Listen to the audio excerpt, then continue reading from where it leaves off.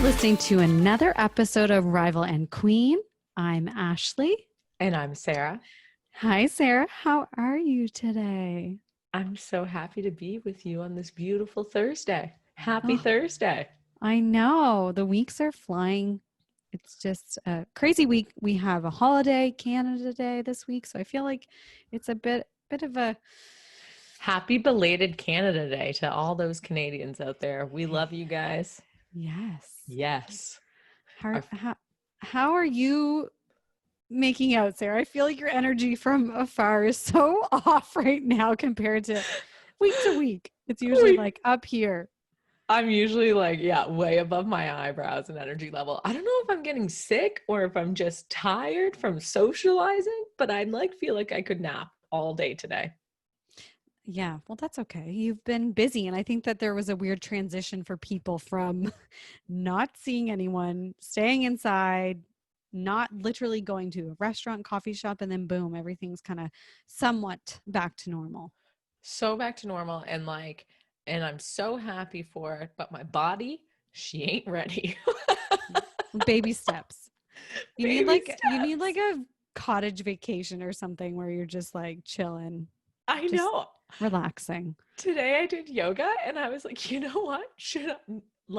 We're less than a week away from when we can travel in the Atlantic provinces. And I'm like, should I just go home to Newfoundland for a week and work retreat and rest? Maybe. Maybe that's what you need. What the doctor ordered. Anyways, Ashley, I'm not complaining. I'm so happy that we can be together and that people can be together and that we can be out.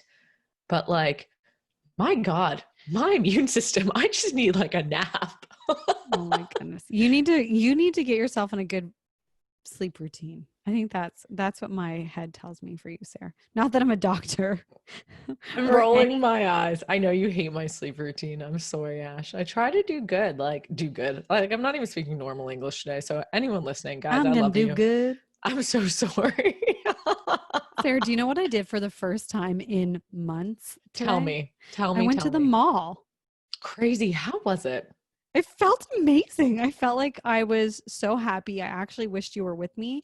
And then I thought Sarah and I needed to do an outing to the mall because it feels so foreign. I don't know. I was pumped. I only had time to go into Sport Check and grab some tennis balls.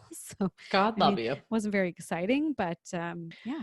So I will tell you in this vein, as you know, I don't love the mall all the time, but I did order something online from Zara and I did get it delivered to the mall so that I would have to physically go and try it on before I take it home. And I thought Ashley might like this. So maybe we'll go together when it comes in.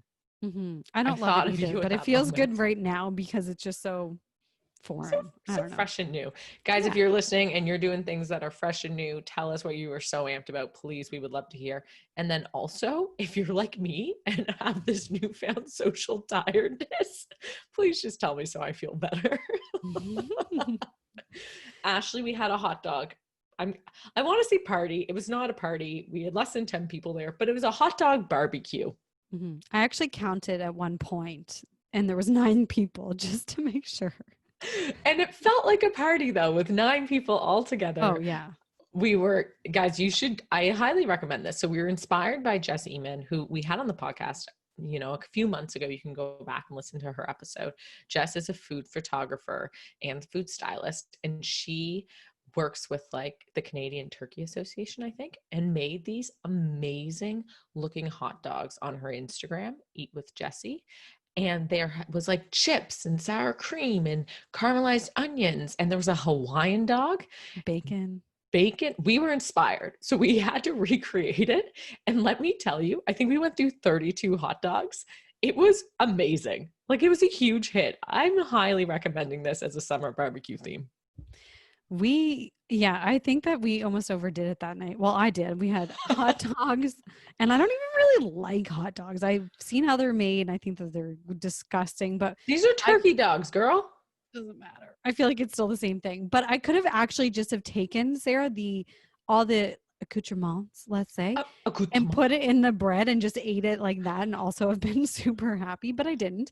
But super fun. And I think that's probably contributing to your social tiredness as well. I like in 2 days, I'm pretty sure I ate 6 hot dogs. I don't think I've had a hot dog for like years. Well, I But mean, that could maybe also make you feel more tired too. that is true. But I just have to say, like, just let's just give the hot dog some love for a second. It's not something I'm going to eat every day, but I think as like a lovely treat, I haven't had one in years. It just brings back childhood delights. That's like a good Absolutely. old fashioned barbecue.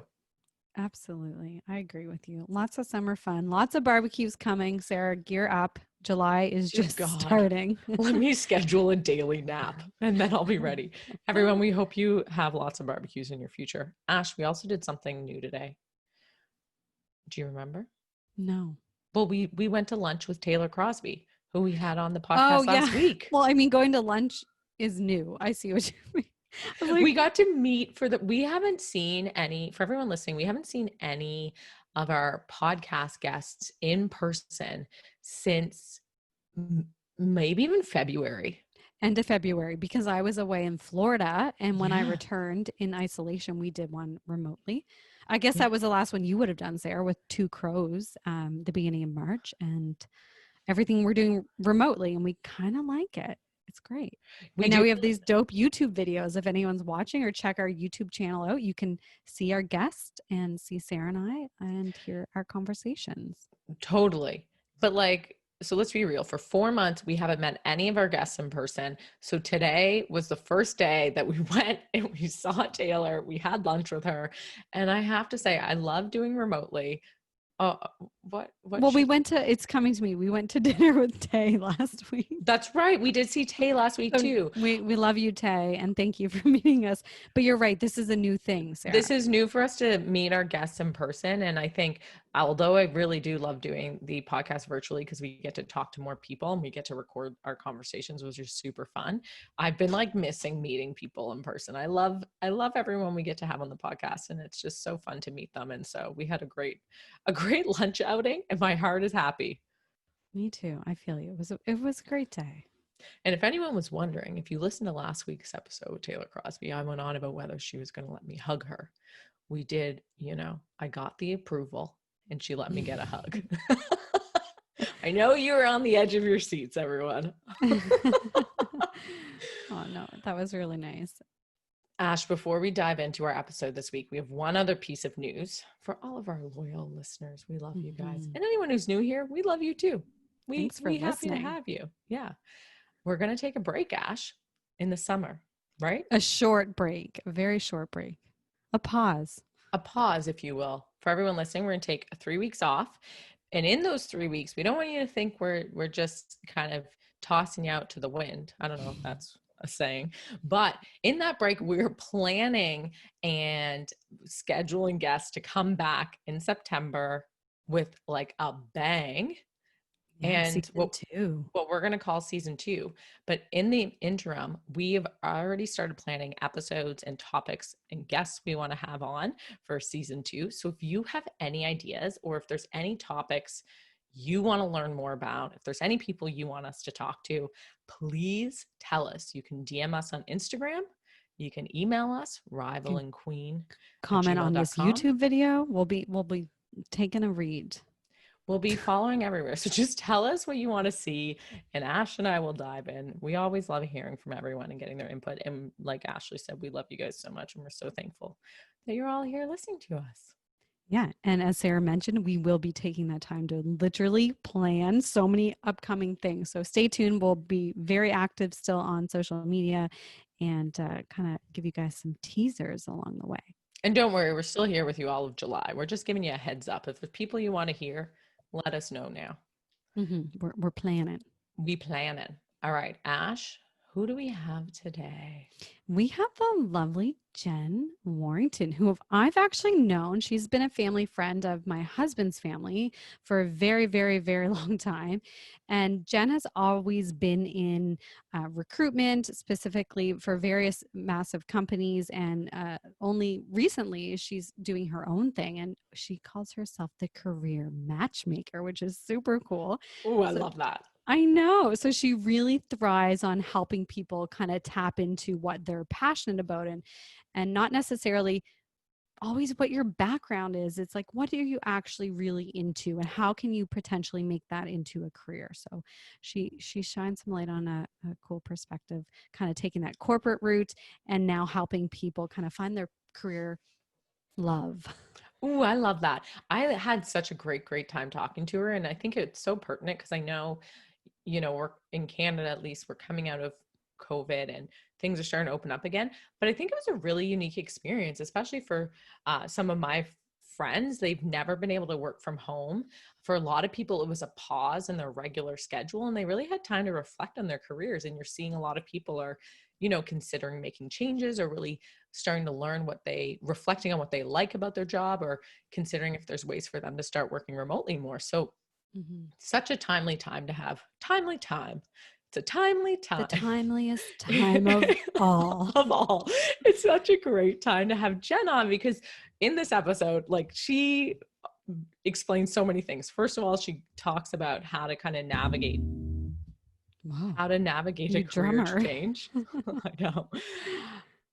So yeah, Jen talks about how to navigate a career change, also how to set up your LinkedIn and your resume. She gives us interview tips, especially for online interviews, because it is a bit different than meeting in person. And then the part I love the most is she actually tells us how to negotiate. So how to negotiate a salary, how to go through that process, how to negotiate things like vacation, working from home. And that should be like a life skill that you're taught in university or high school. I can't believe it. Absolutely. They're basic kind of skill sets, and like the whole networking world, it's something that people are really uncomfortable with and don't really know how to do it. Not that there's a wrong or right way, but there's a way that you can put yourself out there and feel comfortable. And Jen, I think, can really amp people up to empower themselves to do those things and find new skills. Yeah, she's got a great energy. She's super upbeat, and it's just like, the way she explains things, it makes it seem like such common sense, and it's kind of more like, whoa, how come no one's explained this to me before? I'm 10 plus years into my career, and I'm only now feeling like, oh, I would feel comfortable negotiating something right now. Yeah.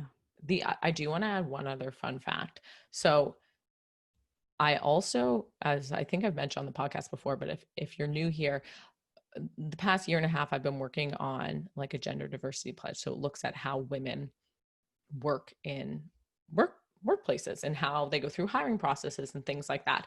And one of the things that I learned through this process is that women typically only negotiate in positions if the job application specifically says salary negotiable. And men negotiate almost all the time. Hmm. So this is like a huge disparity. So I just want to put that out there, because if you are a lady and you're applying for a job, consider negotiating, Even whether if it it says it doesn't or not say, right. in Perfect. in the job posting. And if you are someone who's in like a management position, or you hire people, consider putting in that salaries are negotiable in the job posting, because actually more women will apply to that job than normal, which is a huge boost. But then also it's kind of just levels the playing field between men and women when you're taking applications. I think that's a super cool tidbit. It was Yeah. something I was fascinated to learn. And Sarah, off the top of my head, I can't think of the name, but there is like little things. That's a great like statistic, tidbit, whatever you want to call it. Tidbit. But little something. But there is also, when you're applying for a job, some people want to apply for jobs because it has a more masculine tone. So there are certain softwares out there, I can't think of it right off the top of my head, that you can actually run your job posting through to make sure it has like a neutral tone, which little things like that, you don't realize that women might stray from applying for certain positions because it's more geared towards man, and obviously like that Or vice negotiation piece. versa. Yeah, or Yeah. vice versa. So Men I may think not this, apply. yeah, I think it's really good for everyone to be aware of those things. And girls, like Sarah said, negotiate those salaries, get some Yeah. money. So the tool that Ashley's talking about is called textio.com. And if Yes. anyone is interested in this is like one of my areas of expertise, which I'm always like, this was hilarious. But you can go to genderdiversitypledge.com, and there's a ton of helpful information in there. Yeah, check that Um, out. we love this. We love this conversation with Jen. We hope you guys enjoy this so much. And we can't wait for your next salary negotiation. Yeah, let us know. We love you. Or let Jen know. Reach out to Jen. She's the expert. Where can we find her, Sarah? You can find her at Jen_Stagram on Instagram, but you can also find her on LinkedIn, and she definitely recommends reaching out to her that way. And if you do have questions about your resume or about setting up your LinkedIn, she encourages you to reach out. So look up Jen Warrington on LinkedIn. And we will be sure to share via social, or for anyone that reaches out to us and wants to kind of even know more about Jen's offerings. She's launching a website, Sarah, in a couple weeks too, which we're super excited about. So we'll be sure to share that soon as well. All right, gal, let's dive on in.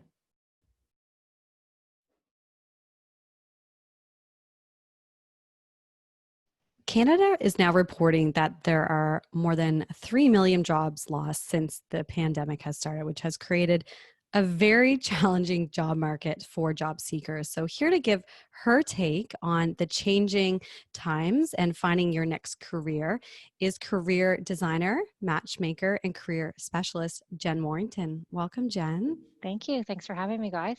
We're so excited. Me too. It's great to have you here. Jen, could you tell us a little more about yourself?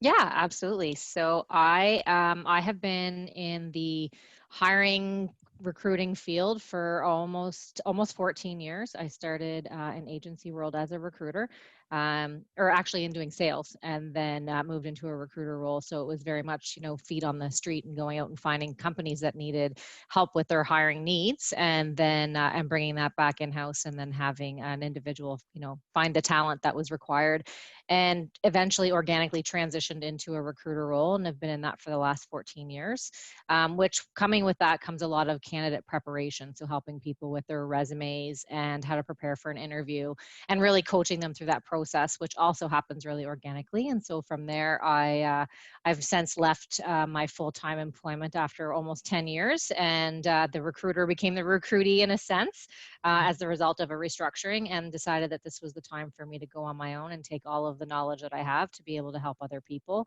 And then obviously COVID happening just really amplified the need for that, for people to figure out what they're going to do and what that looks like for them moving forward. So that's what I've done for the better part of 14 years, and love every second of it. It's a really amazing career for me, especially. Oh, I love that. And I think, as Ash said, it's such an interesting time. I know we talked about this on when we had a phone call. Like, Right. people are at home, and a number of our friends even just having kind of this at-home work experience, or in the process of rethinking their career just because they Right. don't want to go back to the office. Or I think that's kind of been one of the benefits of COVID, of actually changing our daily routines, is we're pausing and actually kind of reflecting on, well, what do I want to do? Or do I want to go back to how I was working before? Yeah, absolutely. And I think one of the great things is that companies were really resistant to people working from home before. There's a lot of, well, how do we know if the employee is working, or how does it work, and what have you? And for them to be forced into the realization that in order to keep your business running, you had to be accommodating. And I think that you'd see that a lot of people can be more productive. And a lot of them actually want to be, because of the fact that it's a benefit and it's a luxury to be able to have that. So I think it will be something that's prevalent moving forward. I think people are going to be able to request that more confidently, given that they've got stuff behind them to say, hey, I did this during COVID and it works. I also think companies will go a lot that way, which really opens up the job market to a lot of other people that may not necessarily have been considered before, whether it's because of where they live, or, the type of hours they might need to work, and different things like that. So I think it's going to be really, really interesting how it plays out. But I think definitely, if nothing else, it's given people pause of, life is going to be very different one way or the other. And if I'm going to spend, 40, 45 hours a week doing a job, I want it to be a job that I'm enjoying. And as we go through that hamster wheel of life, sometimes you don't think about what else should I be looking at. And this has afforded people that time to pause in so many areas, but definitely from a career perspective. And I think it'll be very beneficial to a lot of people. Yeah, it's so nice to actually have that time. I think when we're forced to have like a routine change, that's when you actually get out of your kind of your shell, or just the Right. day to day. And so that's why we were so excited to have you on the podcast today, because I think it's so timely for everyone. Like so many people are thinking about career transitions now, or even exploring new careers or starting to work for themselves. And that's why we want to talk to you about. Yeah, How absolutely. how do we start this process? How do you start? I think, it's tying into a lot of the theme of COVID. Is having the time to really give thought to what do you like to do? What are you like, what of the current role you're in? What do you enjoy about it? What do you not enjoy about it? I think, again, going back to that hamster wheel, or you kind of follow the path of, you go to school, you go to university, you come out, you get a job, and you stay with this company until either you're going to take the next step, or not often now does anyone stay with the company for a significant amount of time. On average, someone's in a role at a company for 2 years before they're moving on to the next. So to be able to take stock of, hey, this is what I've done. These are the things I've liked to do. This is the stuff not so much. And when you look at that and almost like brain dump it out and look at everything, where you have your strengths are what you like to do in that role, and then what your interests are as well. And I think by doing that, a lot of companies also now will look at transferable skills. It's not going to be so much, you have to fit all these check boxes. It's going to be, how can we teach someone? Are they a strong communicator because they work from home? Are they adaptable? Are they flexible? And things like that you can't really teach, whereas other skills you can. So I think it's being really honest with yourself and saying, for me, using my example is when I finished my role with Manulife, where I had been working for 10 years as a recruiter, there was certainly a lot of pieces of it that I loved. I mean, obviously for doing it, but then I thought, as I go forward, what is going to be important to me? And, for me, it's working on my own, but it was also, if I was ever going to go into a company again, what does that have to look like? The flexibility would need to be there. I would want to be I would want to be honest with myself and say, you know what, I don't want to work in a role where I can't be a collaborative partner to my hiring managers and things like that. So I think for people, it's really important to be honest with yourself and say, this is what I like and this is what I don't like. And then focus on, you're not going to 100% love everything that you do, but as you're looking at what that next step is, go like, let's highlight where my strengths are and the things I enjoy doing so that I can try to find what that looks like. And it's out there. And I think people just assume that if it's not showing on a job description, that they can't move that way with it. And that's actually not the case at all. So being really honest is the first step.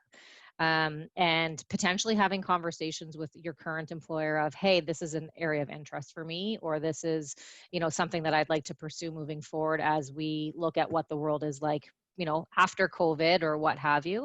And then if it's, looking outside of that, making sure that if you're going to look at leaving your current position, or if you're looking for a new position, that you start to network and brand yourself through your resume and, just different ways that you can. And now there are so many different ways that you can network, right? A lot through social media obviously is big, and LinkedIn is a huge platform that I think is extremely underutilized for people. And I think when you look at it from that perspective, there's a lot people can do, but it really starts with being honest and true to yourself of what is it that I'm good at and what is it that I enjoy doing. Nobody wants to do something for 8 to 10 hours a day that they don't enjoy at least 75 to 80% of it. Right? And especially with people being in that routine, like Sarah's kind of saying, now they've actually had that chance to stop, pause, and think about, well, I do like this job, but I really hate XYZ about it. Maybe I'll talk to my superior and find a different position within an organization that kind of better suits my interests or my skills. We know how important networking is, and typically you can pop into a coffee shop and meet someone, or meet someone in your building or where have you, but now those kind of things are changed. So what do you recommend people can do online, like you mentioned LinkedIn, to really branch out and network with people, or people in certain companies that they might be interested in? Yeah, absolutely. I think, with LinkedIn, it is very underutilized. Even as a recruiter, it's been underutilized. But I think the first thing to kind of do is, once first and foremost, once you know kind of what you want to do, if it's outside of your company, start looking at other companies online that would be interested, that fit and align with what what's exciting for you, right? Whether it's learning about the company culture or what have you, and start following those companies online through LinkedIn. You can usually follow companies because they have a presence. One of the great things is with this, you could say, okay, well, I'm going to have coffee with Ash today because I'm going to talk about, this role that she might have at a company she's working at. And then you're going to have coffee later with Sarah at a different company. And the reality is that the travel time and all those things in between can really slow you down. And this allows, I think, also an opportunity when you have the, to say, hey, I just would like to have a 15-minute chat with you, either by phone or by Zoom, or Google Hangouts or whatever you're doing. Just want to learn a little bit more about you and your business and what you're doing. And then never approach it from, I'm looking for a job, please help me. But almost there's a company in Halifax called Blue Door Group. And one thing that they do really well is they do this thing it's called 40 cups of coffee. And they're now doing it virtually. But it's literally like, it's almost really just getting the chance to know, like, hey, what are you doing? And building your network, again, very organically versus, going in for the kill with the sales pitch of, hey, I'm looking for work or what have you.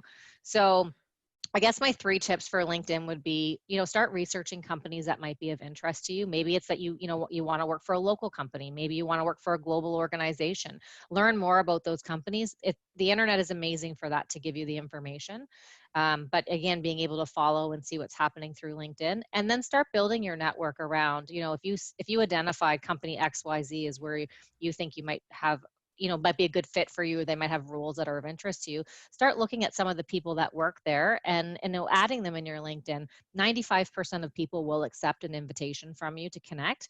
They might not all reach out, but even if you just send a note saying, hey, I really appreciate you taking the time to accept my invitation, just looking to build my network and appreciate your time, and leave it that way. So it's not, oh, hi, thank you, is your company hiring, can you give me a reference? And a lot of people would say, I would never do that, but a lot of people do that still, from that perspective. So I would say use that tool to your advantage, and then making sure that if you are active in your job search, whether it's that you're not currently working or you are saying, like, I'm going to start applying for positions and what have you, that if your resume is not up to date, which we'll talk about a resume, I'm sure, somewhere along the way, but if your resume isn't, make sure that your LinkedIn really is and highlights, your areas of strength and what have you. There's a stat that says 70 to 80% of jobs that are active are actually not posted, which is accurate. And recruiters that are out there and using these platforms, whether it's, through resume search or LinkedIn or what have you, we do a search and we say, okay, we need someone with this skill set and this background, preferably in this industry, and all that funnels in, and we can start to look, because the absolute best candidate is someone that is proactive and at the same time doesn't always realize that they're looking. I mean, obviously this is a little bit different with COVID, but if your resume is already essentially on your LinkedIn, you have the ability that you're going to be seen by other people and other companies before you even apply to the opportunity. And recruiters will target people for that, not to poach them, but to actually have the conversation. So I might reach out to Sarah and say, oh, I have this particular role. You have the skills and background. Would you be interested? If not, do you know someone? And Sarah might say, oh, you know what? Ashley's looking. I'm not. I'm great. What have you, and then connect the dot. And that goes a lot further than just, blindly sending your resume somewhere. So I think leveraging the tool of LinkedIn in terms of the company research, like I said, and then just building the network. Don't go in and out 1,000 people a day because they'll shut you down, but just kind of be really methodical and strategic about, where do you want to align yourself, because so much can come from that and you can really grow your network. And then actually just post on it. Like, I know an individual who is really focused on diversity and inclusion, and was before all of the different things started happening in the world today. And she started just posting tips about how to be better with diversity and inclusion through programs she was doing with her employer. She was impacted by COVID and updated her LinkedIn to say that. And then someone who had seen her post over time that was drawn to the stuff she was posting reached out, and it made a match. And that's essentially what people are trying to do. So you can do so much with that platform. Yeah, I think there's another thing that I've found with LinkedIn, Jen, is I have a few people who are super good at leveraging it, and I really pay attention to what they do. Like, because there's times when you're going to be more active probably, and times when you're not. Like you said, if you're actively looking for something, it makes sense to kind of put together a bit of a strategy for a period of time where you're going to be active. You're going to share the things that are relevant. And if you can find people whose posts you always notice or who are always getting a lot of engagement, like, it's great to learn from them and see what they're doing and how they're getting traction, right? Yep, absolutely. And if nothing else, if you are someone that is like, oh, I don't leverage social media, or I don't really like technology, or I don't want to put a lot of information out there, the very best thing you can do is, as you're going through your news feed, especially on LinkedIn, is reshare articles that someone else that you might be attracted to what they've posted, reshare that article, leave a comment, different things like that. Like that, again, puts you in the line of sight of other people, that allows you the opportunity to network as well. And something as simple as, this was a great article, it really resonated with me, thank you for sharing, then puts a connection almost behind the scenes. And often people will reach out and say, no, thanks, I really appreciate it, what do you like about that article? And then it just starts a dialogue, and you're building that relationship, and it's effortless for the most part, rather than putting yourself maybe completely out there and clicking all those connect, and then people are like, hey, how can I help you, if you're not really sure. So at the very least, engaging in that sense, and do it with things that you're drawn to, right? Because that's going to be really critical for people moving forward, is being able to resonate with information and industries and skill sets that they have some knowledge in and they want to further expand upon. Something Very I've cool. noticed too since COVID is that people have obviously been laid off, so many people, and they're being completely open about, hey, I've been I can't talk right now, laid off. Have you been let off? I've been let off. I've been laid off, and I'm looking for a new career or a certain job, my skill sets. And one girl I actually had a call with about this, and she told me she was so overwhelmed. She had hundreds of people write her and so many people wanting her to interview. So I think that if you are looking for something or you have been let go, then you should put that thing out there through LinkedIn, because those things, like you said, Jen, people will find you because you're letting everyone know, here's my skills, I'm open to having a conversation. So I don't know if you guys have seen a lot of that too, but I find it very interesting how people are kind of quick to probably read through their skill sets and then reach out and have an actual interview with the individual. Yeah, absolutely. And I think one of the great things is that when it's something that when you start to look at, okay, I've been laid off, I'm not really sure, I've got to start looking, I don't know what that looks like. Once you identify, okay, I'm ready to get back in there again, because for a lot of people, even myself included, the being laid off or restructured or impacted or whatever, it does take a bit of you feel like a bit of a bruise to your ego for a second, because you're like, well, why was it me? Or whether it was COVID related or otherwise. So once you get that confidence to say, I'm going to go back out there and I'm going to start again, once you take that first step, whether it's, I'm going to try to connect with one person, or I'm going to follow this one particular company, or I'm going to, talk to someone who can help me with my resume or what have you, it starts to line up, right? It starts to things start to gravitate toward that. I think it's something that says leap, take the first step and the universe will follow. And a lot of people might be like, oh, okay, really, I need my job because it pays bills. It's not really about the universe. But when you put that energy out there, the reality is that the right people will gravitate towards you. And by taking those steps, especially through, you have the ability to use the platform, and why wouldn't you, right? There's so much information there, and just build the confidence step by step. And someone's going to look at your profile and see your skill set, and they're going to be like, you know what, we need that, or this person's really interesting, I want to talk to them. And if it doesn't lead to something for you, they, in that particular situation, they might be able to connect you, right? Or you might be able to connect them, and that stuff all comes back tenfold. It really does, especially in terms of careers, because quite often it's said it's not always about your skill set, it's about who you know, and that still is really relevant in today's market, even though we've definitely shifted from how it was, back in the old days, as we say, which might have even 6 months ago, right? Before all of this. But the reality is that still does carry a lot of weight. And if you've had, 3 or 4 conversations with someone on LinkedIn, and then they say, hey, you know what? I know that this company's hiring, you'd be really good. Let me connect you because I know so-and-so at this organization. Like, that still happens. And when someone tags your name, or takes their name to you to make that recommendation, that also goes a really, really long way. 1,000%. I would always look at a referral first and foremost because of the individual that put it forth.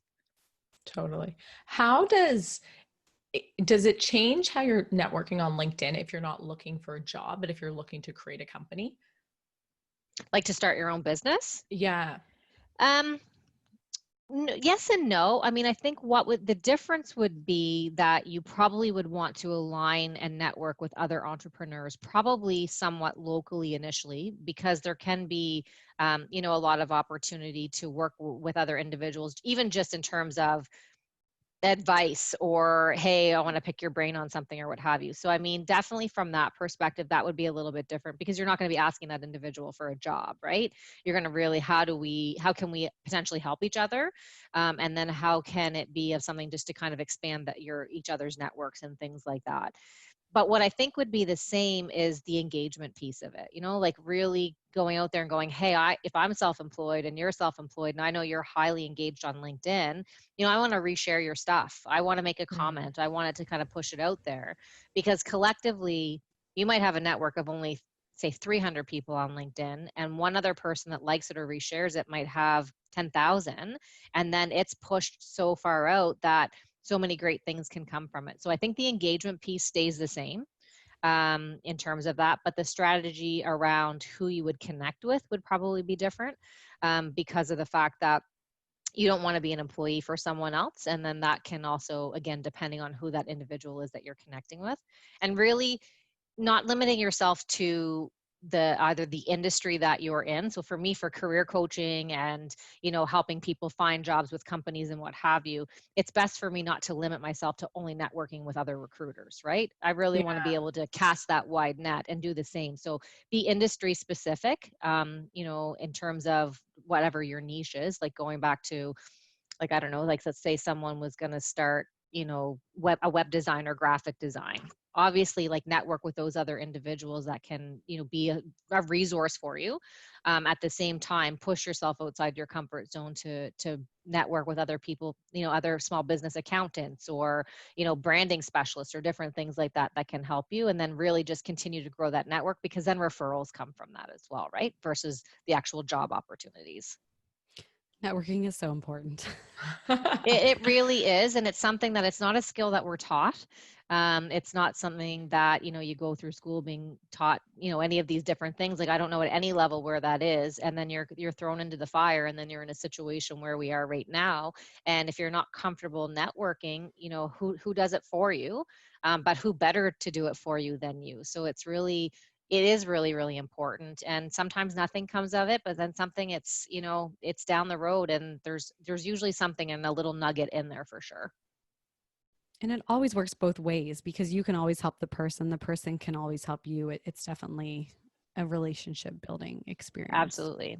And to do it from the perspective of building the relationship of, you might know it's this person at company XYZ that you're like dying to work there and it would just like, that's your dream job. Don't approach it that way because that other person might have 10 other people that's done it. So if you approach it differently of just wanted to network, I saw a lot of great things happening with your company and, you must really love working there and what have you, and just kind of carry on because you can always circle back to that because when they post another article or they make a comment about something or then you see they're hiring, you could always reach out and say, you know what? I know we had a couple of different conversations or, I commented on some of your previous posts and I see that you're hiring and this would actually be a really great fit for me. And I'm wondering if you could, share a little bit more with me about why you like working there. Like always kind of bring it back to that other person versus help Don't me get the sound job. too desperate. Right. Because the people get that a lot, right? Like people will literally go I added Ashley. She accepted me. And 5 minutes later, it's like, hi, Ashley. Do you think that maybe you could give me a reference for the company that's hiring, like a company you work for that's hiring? Well, I don't even know you. How am I going to give you that reference? Right. So build the relationship. That's networking 101, right? Just build the relationships and don't sales pitch yourself. But at the same time, be ready that if someone asks you like, hey, what are you looking to do? Or, is there something I could help you with that you can, feel confident that you're not begging for something, but that at the same time you can say, hey, you know what, I'm actually, using COVID as the best example, I think, because it's so current for everyone, is I was recently impacted by COVID and now I'm looking to do XYZ and, your company may be a great fit for me at some point. Would love to chat with you about it. Right? The best question to always ask is like, why do you love what you do and the company that you're with? Because then you're putting it back on the other person. And as they talk through it, you can be really engaged, or it can also help you to be like, you know what, that's actually not a company I want to work for. So there's so much you can do with that, but we're not taught that. We're not taught to confidently network with those things from a young age. You figure it out as you go, unfortunately. Oh, that's so Very good. So if we are looking for a career change, how do we start preparing? What do we do with our resume? We get our LinkedIn up to date. You told us that. Yeah. Yeah. and stay engaging on the platform. But then when it comes to the resume, right? Like Yes. that's the hardest part, unfortunately, because you have 2, maybe 3 pages to really blind pitch yourself to a company that is likely reviewing hundreds of resumes for the same particular role. So the layout of your resume is really important.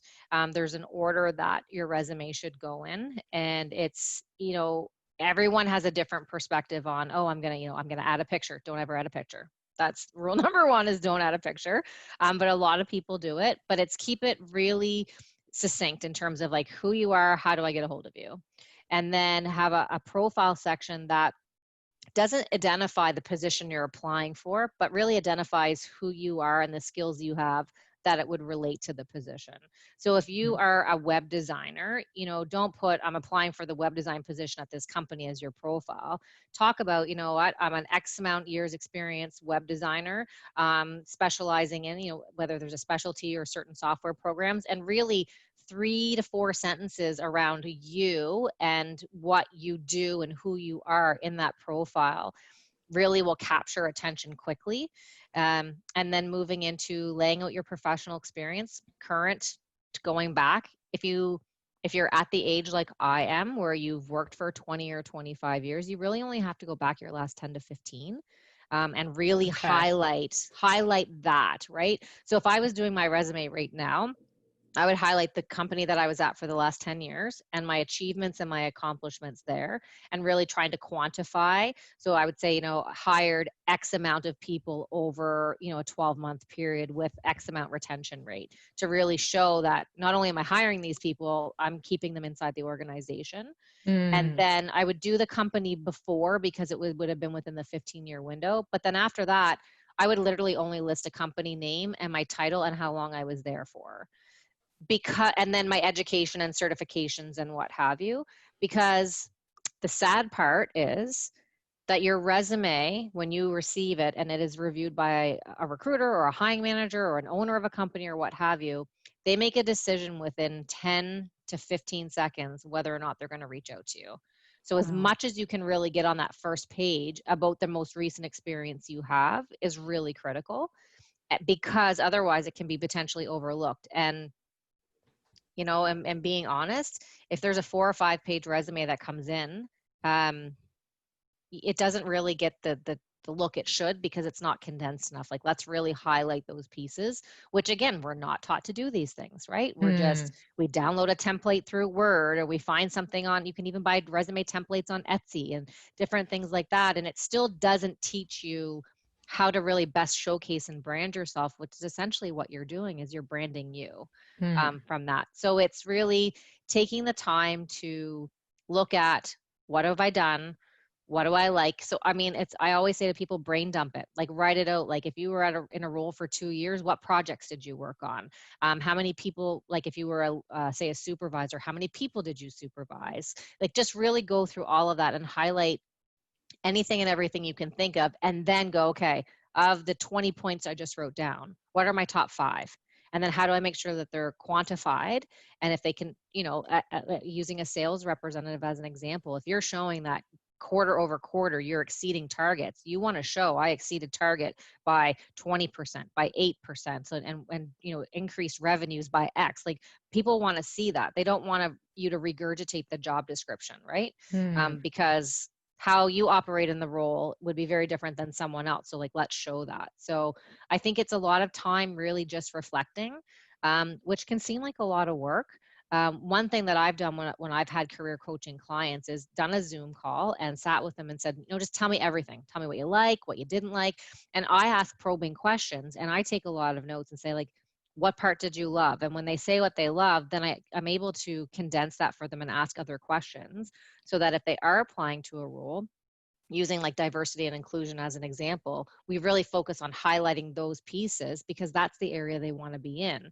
So while it's great that they might have employee engagement and employee retention projects that they've worked on, if that's not really what they want to do, then we'll mention it because it's obviously important, but we're going to really focus the meat and potatoes, as they say, on the areas where they have strengths in. And I think that it takes a little bit of time. It really does, you know, or even asking someone, like if we were working on a resume together and I wasn't a career coach, the questions would be like, what do you like to do? Like, what do you think I'm good at? Like, kind of give me feedback from what you know, and just, you really have to think about it, which again, it's not something that we're taught to do. You just think you put company name and these are my responsibilities and this is how long I was there, and you send it off. And that's sometimes why, a lot of the times why people don't get the call that they probably should, because you can be phenomenal at what you do. And if it's not articulated properly, you're unfortunately overlooked. And not only are you overlooked, you're probably leaving really like good money or extra money in terms of salary negotiation on the table, even if you do get through. Right. And we all need the money, right? We're all working for that reason. So how do you present yourself so that you are not only the strongest candidate when you meet with someone, but that you've articulated everything so that when you come in to negotiate salary, that you can say, okay, you're hiring me for this particular position. I've already shown you from my resume, my interview, and all these pieces that, that's my wheelhouse. And because of that, you're going to be able to negotiate yourself at the higher end of a salary range. And you can do that again, if you brand yourself properly in terms of, because your resume is your brand in that sense. I want to go back for a second and talk about that first 10 to 15 seconds you said when the owner or recruit, HR representative, whoever it is that actually is going through someone's resume, because Sarah and I'm sure we all know a lot of people that think they're qualified. They might get a call at least to have an interview for the job, and then they never hear back. So what is it really, what the resume looks like and what's included that is just a deal breaker, or what kind of happens to put people in different buckets? I think, it's a great question. And I think it's one that, depending on the recruiter, there may be a different answer, or the hiring manager or what have you. But if you think about for a second, that if you're applying for a position that's open, and we're going to use COVID for sure as an example, because a lot more people are now looking, right? So if I put up a position for a company and they were hiring even a customer service representative or a sales representative or a bookkeeper or what have you, the chances are they're going to have upwards of 500 resumes.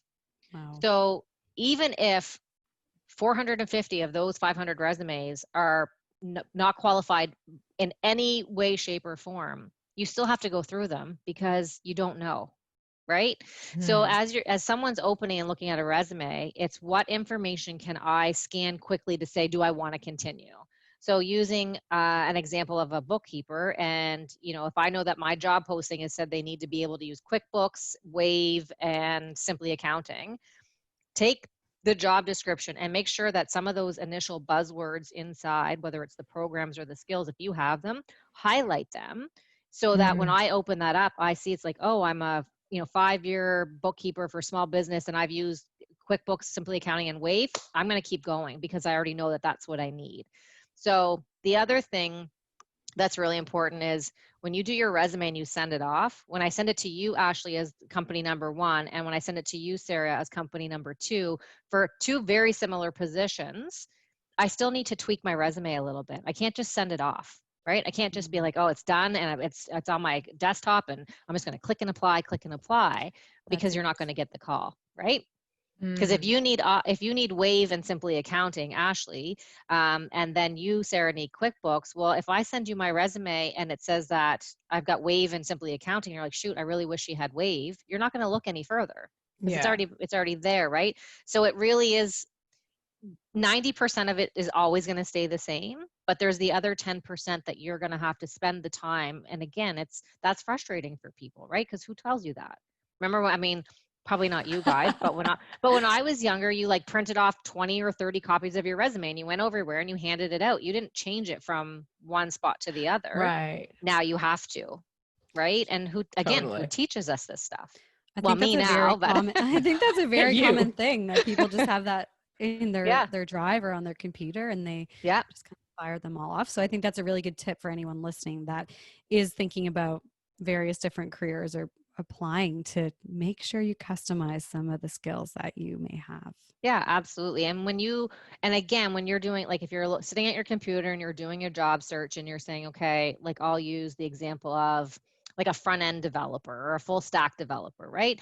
There's obviously differences, a lot of similarities between those two positions, but there are differences. So if you're looking at the two job descriptions in front of you, you're going to tweak your resume a little bit. Like if you have always been full stack, okay, great. But if you're like, you know what, I can deviate over into that space as simply front end, and these are the programs that job description or job posting is showing, you want to be able to pull that back over and highlight it. So it's really a matter of kind of sitting down with them side by side and saying what needs to be modified here. And that makes a big difference, right? It makes a huge difference in whether you're going to get the call or not, unfortunately, because as we're looking at them, again, we're scanning in that 5 to 10 seconds to say, does it have this, this, and this? And if it does, then we're going to go further, because then we say, okay, the person's kind of checking those immediate boxes, and then go from there. But if it's just a generic and blanket resume, you're hard pressed, because you're now in a candidate pool where you're the little fish in the big pond versus the big fish in the little pond, right? Totally. So if you do get the call, we're now in COVID time, or we're now all kind of working remotely. So a lot of interviews have gone online. How do we prepare? How do people handle online interviews for positions through like Zoom or Skype? Right. So one is be patient and kind with yourself and with whoever is interviewing, because technical issues can happen. You're not going to be penalized for the technical issues, because now that we're all doing it, we all know that, oh, like the Zoom call drop, or the connection is bad, or what have you. So we're all aware that can happen, or my kids are going to come in the room, or you're going to hear my dog bark, or whatever. So people are a lot more understanding of that, because we're all doing it. So be kind with yourself and be gentle with yourself, because the one thing will be is that if we're on Zoom and my internet connection drops and I'm trying to get ready to do this interview with you guys for this job that I want, if my reaction, if I'm frazzled and I'm frustrated, like this is not the time to be frazzled and frustrated with technology. Like it's how we're surviving right now. Yeah. And the way that you are presenting yourself and going, okay, you know what, yep, we'll get this to work. Or if they say, you know what, we have a bad connection, we're going to have to like reschedule this, not a problem. Just be as accommodating as you can, because we all now have that third wheel in the mix, essentially, with technology, because we're really extremely dependent on it. So if you just be kind with yourself and just you kind of roll with the flow with that one, would be the best advice that I have. If you're in your own home, you're probably going to be more confident, because you're going to be more comfortable with your own surroundings versus walking into a company where you know no one, you don't know anything about it. So you use that to your advantage. Make sure you're in a quiet space that's well lit, especially if it's a video. And beforehand, try to do your best to make sure that, again, it's not just seeing you from the eyes up or the nose down or what have you, because a lot happens. Again, people are going to be much more understanding of, hey, can you just tip your screen down a little bit so I can see you? But never take any of those things as a critique or something that's going to go against you in an interview, because it's not, because now the playing field is level in that sense, right? And then the other thing is to make sure that if you want to ask a question, or you feel like you haven't been able to say all that you can say when giving an answer or what have you, just say, you know what, make sure. I think it's a lot easier to interrupt when you're on one of these, when on a Zoom call or what have you, and people start talking, and it's just to be a little bit more mindful of that. But again, you now have a hiring manager who's not sitting at a company at a desk, they're sitting at home, so they're going to be a little bit more relaxed. You can actually probably build a better rapport with someone. And that can also go to your advantage as well, right? As you're getting set up and you're waiting for the sound to come on, or you're waiting for what have you, and kind of that same thing of like, how was your weekend? Or, I'm in Halifax and I'm interviewing in Toronto. How's the weather? How are you making out? Again, people are going to be more likely versus that, you come in and you're stiff and the handshake and sit down and everybody's nerves are there. Like, use the fact that you're in the comfort of your own home and hopefully a quiet space to really, again, be yourself, because 3 of us right now can have all the exact same skill set. It's really going to be about how we can quantify that skill set for our results and how our personality is going to fit in the culture. So use that part of it to your advantage right now, for sure. That's a good idea. It's always good to do a little dry run too if you're not used to like doing video calls, see where your Yes. background is. One of our friends, Sarah, recently attended a Zoom wedding, and she like, I thought she was crazy at the time because like hours before she was like setting up seating, trying out different lighting and trying on clothes. But it's crazy actually, your clothes look so different on you on video versus like in person. So it's not a bad idea if you're feeling a bit nervous to actually like try on what you're going to have on, do a full Absolutely. run Get through your with a seat friend. ready. Yeah. And I Make think Right. sure some you're people can comfortable. really excel, like you said, Jen, being at home in the comfort of their own home. They might feel less sweaty or anxious about Right. going in and getting Yeah. interviews. But then other people, I think, might feel more awkward because they really excel at that in-person connection. And I feel like it's not for everyone doing this. And like you said, Absolutely. the cutting of people off, it's just hard to get that timing right. So it's very interesting, but those are really good tips. And I like that tip, Sarah, to do a dry run. Yeah, absolutely. I had someone that I knew was interviewing, and I said, okay, so it's going to be a Skype video, and I've used Skype before, so I said I'll send you a Skype invite, and we'll do it, and we'll just get. So then I was literally like, hey, move this way, and so that the light is coming from this angle, not that angle. Make sure that where you are, so that you can actually see your face. And you're right, Ash. Like for the people that are like, hey, I'm better in person. Well, unfortunately you're so limited in that. But so it's then again, how do you then try to, if you're better in person, how do you help that individual or help yourself build the confidence to do it by video, right? Like it's so unique for everybody. And it's really, I think the best advice, I don't know if I was given it or if it just was something I learned over the course of time, is if you can be yourself unapologetically and really put that out there, the environment that you're in, even though it may not be ideal, you'll shine through anyway.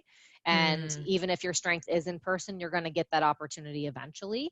I feel like especially now, initially I think people will continue to do the phone screen or the phone video initially, and then narrow it down and bring people in, so you'll still get that opportunity and to be able to showcase yourself that way. But I do think the best thing to do is be yourself, because that in itself will instill the confidence in you to be able to, whether it's networking or going through those interview processes, and then or showcasing it on your resume as well, because 2 to 3 pieces of paper is like your one kick at the can, unfortunately, sometimes, right?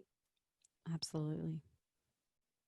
Totally. So we get the interview. I'm just Yep. like loving this process. Good. We're getting the job. We're going all the way. Then we get a Nailed job it. offer.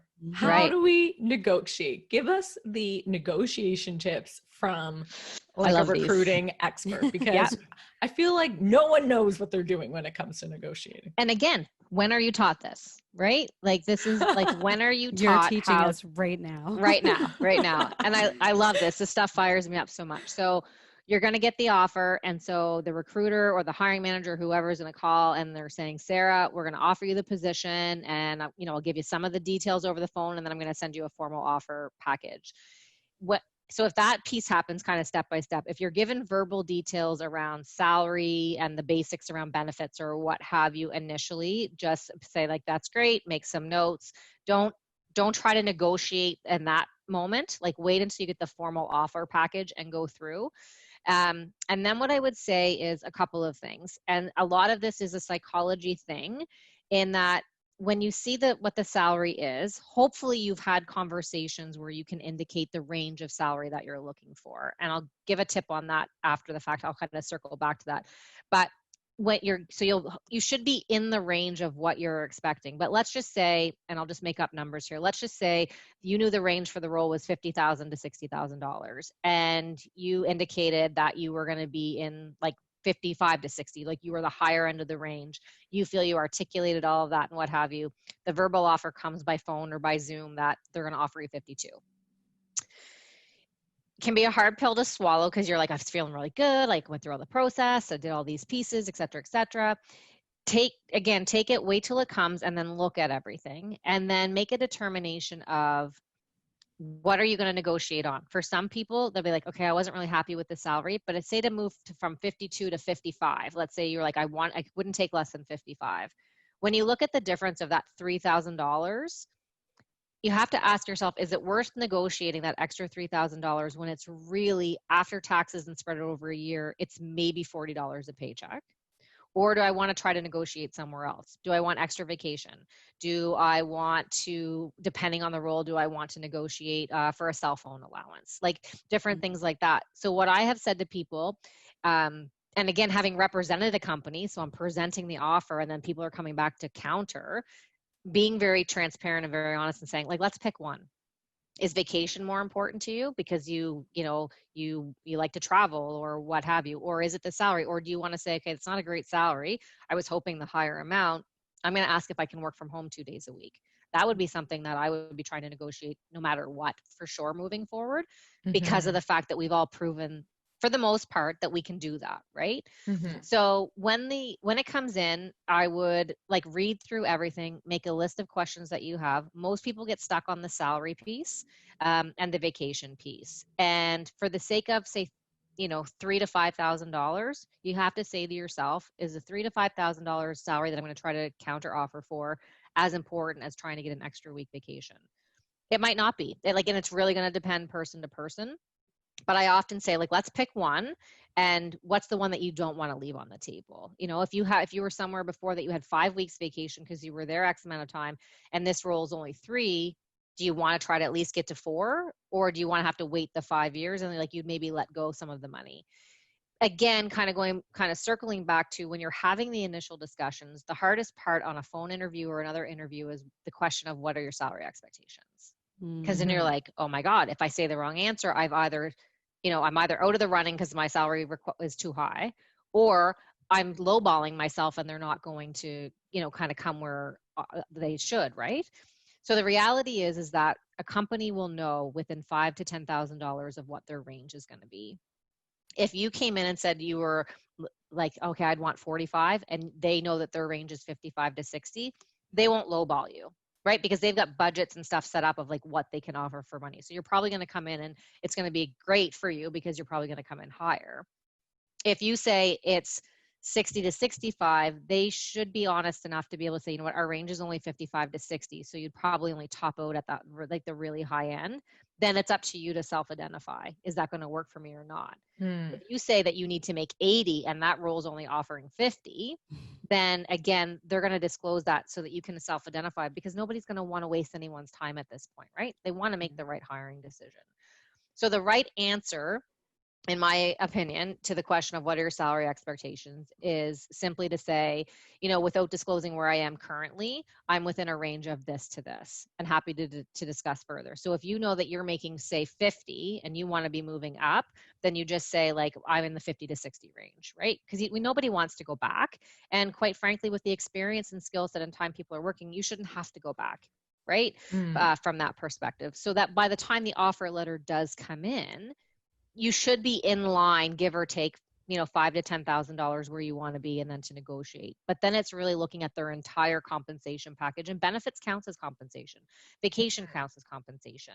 Annual bonuses and all those different things count as compensation. So to look at the entire picture and say, what do I want to go back on? Don't go back with 3 things, right? Like pick your kind of top 1 or 2 and say, which one do I want to lead with?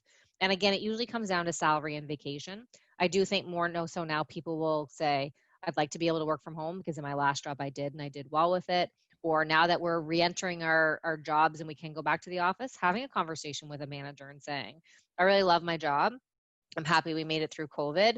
And I also realized I like working at home. Do I have the ability to do that full time, a couple of days a week, couple of days a month, or what have you? And, it's going to be hard pressed to say no, because you kept your role going while you were at home for 3 months, probably with some people with kids or with animals or, your spouse or whatever working from home. And you've kind of proven that. Whereas before you might just be working from home and be by yourself.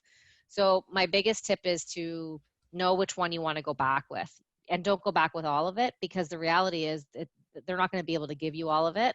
So don't look like you're trying to take all of it. And then, for me personally, I would take the extra week of vacation, and then at the 6-month mark or the 1-year mark in the role, then try to negotiate the difference in the salary, because they can't take the vacation away once it's given to you, right? These are great tips. I love this. I could do this forever. I feel like I'm getting the best education right now. Oh. And that's my, It's like, nice to really, that's revisit my, those things. yeah. And it's my goal really is to say, you know what, we weren't taught this, but with all the time, like the amount of resumes I've reviewed, the amount of cover letters I've had to read, the amount of times I've helped people either negotiate a salary, even for friends, like, hey, okay, you got an offer, like, let's go through this. And these are questions that would be something I would ask or what have you. But again, where do you get this information from, right? It's not like it's readily available and you're kind of flying by the seat of your pants with it, unfortunately. Totally. So how do people work with you then? Because like, even just from this conversation, I think it's obvious that you are a wealth of knowledge. And if someone Thank you. is in a serious career transition, depending where they are in their career, but Mm-hmm.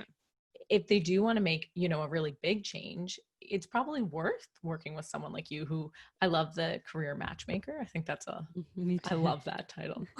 Thank you. I think so for me, I mean, a lot of different people do it a lot of different ways. And, the industry I think is going to start to grow significantly in terms of, because of the amount of people that are looking to make changes or been impacted or what have you.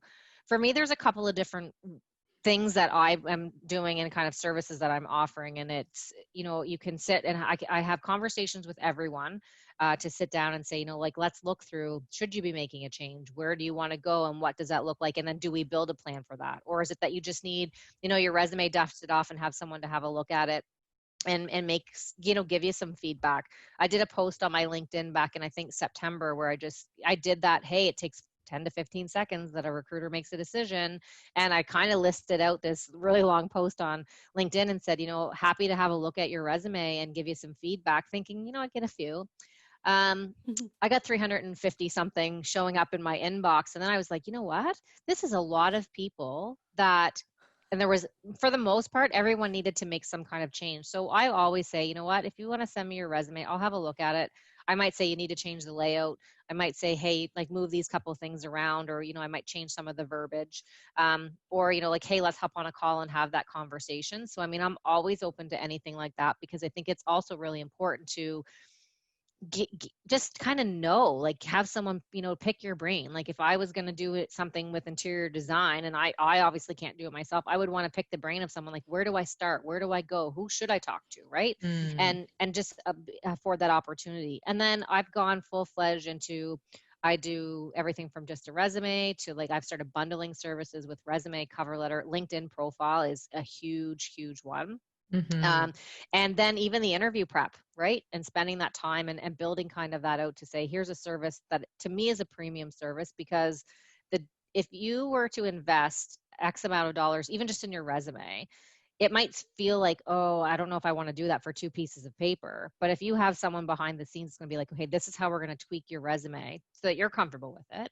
But then at the same time, let's look at, how do you do it so that you get the interview? Now you've gotten the interview. Let's kind of keep going. And I'm, kind of feeding you that. I'm your coach literally behind the scenes. It puts you into a position that if you're probably going to get a higher salary because you're going to feel confident and prepared.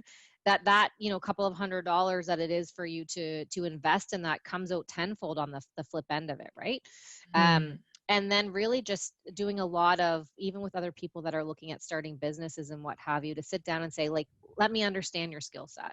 Let me understand, like, why you're making that transition, and what are some areas that, you might be really good at. If it's you're a really good speaker and you love speaking, like, is it podcasts? Is it speaking engagements and what have you, and helping build out those plans. So it really runs the gamut of, hey, let's just have a conversation, which I'm happy to do, to what is that strategy and how do we build that entire package out for you so that it makes the most sense, so that you can earn the most money for what you're, deserving of.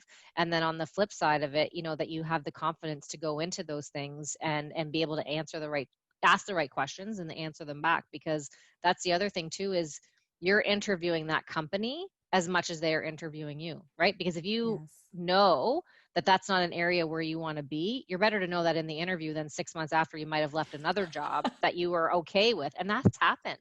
Oh my God, I made a mistake. And that's another thing I've always said. And I say it to people that I do career coaching with now. And I've said it to people before, like, ask the questions. Like, if there's a question that you're not sure of, I'd rather you ask that question now than be like, if I had just asked that question, I either would have self-identified this wasn't the role for me, or I wouldn't have turned down the role because I would have had the answer. And for me, it's really having those conversations along the way so that people feel confident, because that's when the best part of you comes through. And again, that ties into your money and your career development and all of those other things. I That's think too, amazing. just even as you're talking about this, I think all of us, we do this, we undervalue and we sometimes don't 1,000%. notice our skill sets. And even just to have like an objective conversation with a outside person who can help you recognize some of your value is, I think, invaluable. Yeah, absolutely. And I think that's, it's a great point that you brought that up, is because the reality is that we do that, or we think, oh, if I say I want to make this, then maybe they're not going to have me come to the interview. But if I could get to the interview, and the reality is that the gone are the days as we were all growing up being like, oh, you got to put your best foot forward and what have you. Companies are under the microscope just as much now as a candidate. And the candidates that come in and ask those types of questions of like, why do you like working here? Why should I want to work here? What's the best part about this company? Or what would I learn in the role that I could take forward with me in 3 to 5 years? Like all of those types of questions. Again, no one taught us to ask them, but that sets you apart from a candidate that's coming into interview after you or before you, because the hiring manager is honestly interviewing in person or by video now, 3 to 5 people at least for that one role. So how are you going to distinguish yourself? And confidence is going to be a big part. And then asking the right questions so that when you get to the end, that if the offer comes and you're not super excited about it, the chances are you're going to identify that well before an offer comes, and then you can, exit stage left gracefully and hopefully continue to keep maybe a professional network in contact there. Because I'd have much more respect for someone said, you know what, this isn't the right one for me. I thank you very much, and not continue. But human nature is like, I want to win, right? Like I want to go, I want to get to the end, I want to get the job offer, but at what cost? So the relationship will likely go a lot further if you self-identify as early on as you can by asking the right questions, and having someone, in your corner to even just, half hour on the phone with me can either identify this is the company I want to stay with, or I want to go in a different direction, or I want to take a huge leap and do it all on my own. But again, being able to be objective or talk about what's new in the market and what can that help. And that makes a huge difference. And our friends and our family are going to support us, but they're also sometimes going to hold us back too. Be like, oh, don't leave that, or don't do this yet because it's not the right time. The markets are this and the markets are that. But someone that's in it day in and day out, and I have conversations. Even today, I had conversations with 2 other businesses that they're flying high, right? In terms of like, we got to get moving, we got to get back to business, and we got to hire and do all these things. And then the other good part about having someone in your corner is to say, you know what, I know exactly the person that you need to talk to. You need to talk to Ashley, and then you need to talk to Sarah, or here, let me make some connections. And that also goes really, really far, right? Like if I'm working with you and I do your resume and I help you, and then you say, Jen, this is a job at this company. And if I know the recruiter over there, you can guarantee that I'm picking up the phone and calling on your behalf. Right? Oh, 1,000%. And that's how it works. And it's just confidence and having someone to cheer you on. That's awesome. Thanks so much, Jen. So if people want to reach out to you, and hopefully you don't get flooded too many hundreds of more resumes. But what would the best way to be to do that, to connect with you if people are interested in any of the services you provide? Yeah, absolutely. So I'm on LinkedIn as Jen Warrington. So for sure, and I can get my profile. Say you heard this podcast when you DM her. Yeah, absolutely. Let me know. And I have a website that's currently under construction, so it's not ready to go yet, but it will be, and it will have a wealth of information there as well.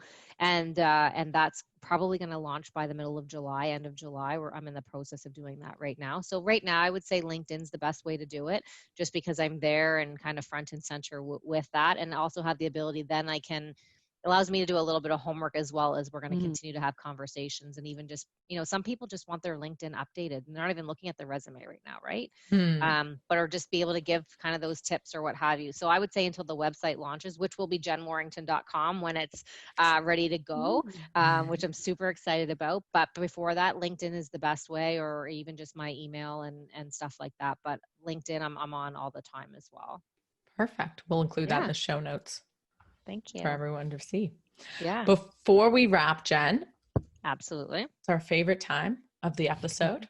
Although I learned so much in this episode, so I don't know if it's my favorite time in this episode, but it's one of our favorite times of the episode. We're going to play Westigrams, which is a game that we've made up. Real easy. We're not in person, so we're still in the virtual room. So all you do is pick a number between 1 and 87, and I will read you a question, and we'll all go around and answer one. Okay. I would pick number 4. Number 4. What do we got? What is the worst thing you have ever smelled? I thought this was going to be like, what's the worst resume you ever saw? Or what's the worst question you were ever asked? No, this is like an This is- approachability oh, okay. question. The worst thing I've ever smelled. Well, it's going to have to be like my kid's diaper or something, I think, like when they were babies. Fair. Or the dog. I don't know. The worst thing I've ever smelled. Yeah, Kids' it's going to have diapers to be would- that, which is not I really, think that's fair. it's not really exciting though, right? It's not a really sexy answer. I don't know if what's the worst thing you've ever smelled comes to a sexy answer. True. Give me a different one. Do one more, Sarah. Number 13. Number 13. All right, let's see. Do you brush your teeth when you first wake up or after breakfast? Hard-hitting questions today. After breakfast, because what I've been doing now is getting up in the morning and working out. So I'm literally like up doing it and not thinking and realizing like, Yes. what the heck are you doing? And then I have a shake right after that, and then I do it. I love that. Everyone has a different routine. I think it's great. Yeah. This is only an 8-week routine. But I was like, I need to get in the right habits of the mindset of the girl I'm going to be and the way I'm going to go. This is what she'd be doing. So she's starting it now. And that's how it started in the end of March. The I day love that I that. find at my company and said, I'm going on to do this on my own. That's when that started. So That's that answer awesome. might have been different a month ago or 2 months ago. Ash, pick a number for us. I'm going to do 57. 57. Here we go. What is a sexy name? What is a sexy name? I feel like I've had this one before. You have. I want to say like Lola. Lola. You said Ooh. that before, I think. Or yeah, that's the first one. Jeff always likes the name Jasmine, which I think is also a lovely name. I don't know any Jasmines. I don't either. Jen, I would ask you that name, but like I don't know if that's a weird. Well, No. you've seen a lot of resumes. You might I've have seen. seen some sexy names. Some sexy names. I feel like Eduardo. Ooh. Good one.